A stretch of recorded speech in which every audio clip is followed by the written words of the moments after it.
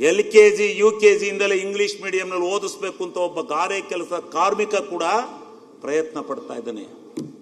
ಅಲ್ಲೇನಾಗಿದೆ ಗೊತ್ತಾ, ಒಂದು ಊರಿಗೆ 50 ರಿಂದ 60 ತಾಲೂಕು ಕೇಂದ್ರದಿಂದ ವ್ಯಾನ್ಗಳು ಬರ್ತವೆ.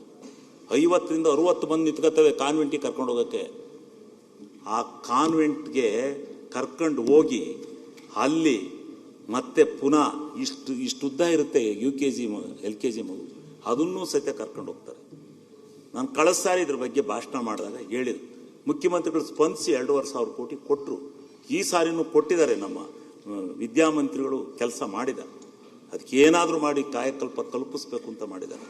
ಇವತ್ತು ಆ ಬಡವರು ಯಾರು ಮೈಕ್ರೋ ಸಾಲ ಮಾಡಿರೋ ಮಹಿಳೆಯರು ಅಂತೇಳಿ ಹೇಳ್ತಾ ಇದ್ರಲ್ಲ, ಯಾಕೆ ಮೈಕ್ರೋ ಸಾಲ ಮಾಡಿದ್ರು ಗೊತ್ತಾ? ಮಹಿಳೆಯರು ಅವ್ರ ಮಕ್ಕಳಿಗೆ ತಿಂಗಳಾಯ್ತು ಅಂದ್ರೆ ವ್ಯಾನ್ ಇನ್ಚಾರ್ಜು, ಕಾನ್ವೆಂಟ್ಗೆ ಫೀಸು, ಇದನ್ನ ಕಟ್ಟಕ್ಕೋಸ್ಕರ ಮಾಡ್ತಾ ಇದ್ರು ಹೆಂಗಸರುಗಳು ಸಾಲನ, ಮೈಕ್ರೋ ಸಾಲನ. ಅದನ್ನು ತಪ್ಪಿಸ್ಬೇಕು. ಇವತ್ತು ಒಂದು ಕೇಂದ್ರದಲ್ಲಿ KPSC ಶಾಲೆ ಮಾಡಿ UKG LKG ಇಂದ ಹಿಡಿದು ಅಪ್ ಟು PUC ವರೆಗೆ ಒಂದು ಕೇಂದ್ರದಲ್ಲಿ ಒಂದು ಊರಿನಲ್ಲಿ ತಗೊಂಡು ಆ ಗ್ರಾಮಗಳಿಂದ ಮಕ್ಕಳನ್ನ ಸರ್ಕಾರಿ ಸ್ವಂತ ವಾಹನದಲ್ಲಿ ತಂದು ಅವ್ರಿಗೆ ಬಿಸಿ ಊಟ ಹಾಕಿ ಅವ್ರಿಗೆ ಇಂಗ್ಲಿಷ್ ಕಳಿಸೋದಕ್ಕಿಂತ ಪುಣ್ಯ ಏನಾರ ಆಯ್ತಾ ಸ್ವಾಮಿ ವಿದ್ಯಾಕ್ಷೇತ್ರದಲ್ಲಿ ಇದೆಯಾ?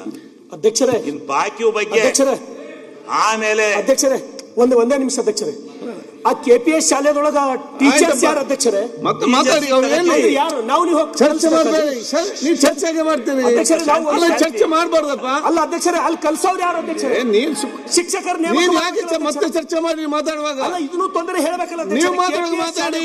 KPS ಶಾಲೆಗಳು ಆಯ್ತು ಕೂಡಲೇ ಸರ್, ನೀವು ಮಾತಾಡಿ. ಸಚಿವರಿಗೆ ಧನ್ಯವಾದ ಹೇಳಿ. ನೋಡಿ, ಅನಗತ್ಯವಾಗಿ ಮಾತಾಡಬೇಡಿ.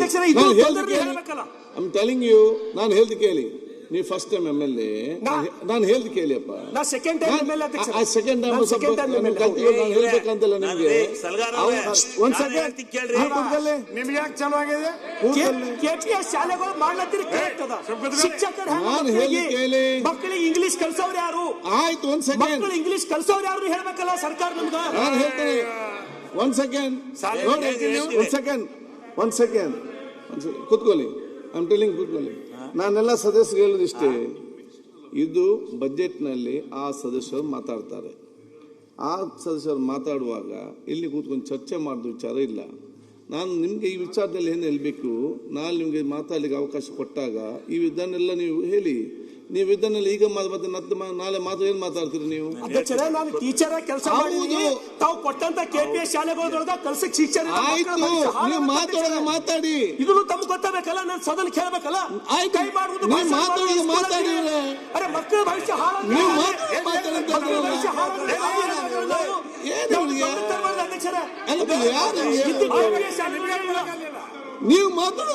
ಮತ್ತೆ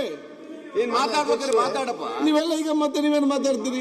ಅಲ್ಲ, ಈಗ ಮಾತಾಡಿದ್ರೆ ಏನ್ ದೊಡ್ಡ ಸನ್ಮಾನ್ಯ ಅಧ್ಯಕ್ಷರೇ, ನಾನು ಒಂದೇ ನಿಮಿಷ ನಮ್ಮ ಸ್ನೇಹಿತರು ಸಲ್ಗಾರ್ ಅವರು ಹೇಳಿದ್ದು, ಅವ್ರೇನು ಅಲ್ಲಲ್ಲ ಒಂದ್ ನಿಮಿಷ, ಅವ್ರು ಹೇಳಿದ್ದೇನು, ಈಗ ಇಂಗ್ಲಿಷ್ ಕಲ್ಚರ್ ಬೇಕಲ್ಲ, ನಿಜ.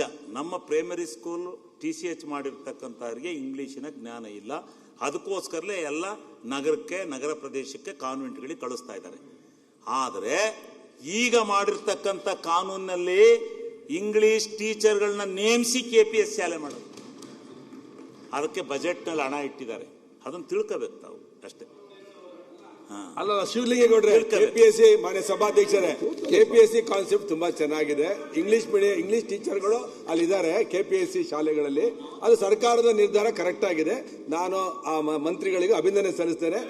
ನಾನು ನನ್ನ ಮೇಲೆ ಒಂದು ಗೋಟ ಅಂತ ಹೇಳಿ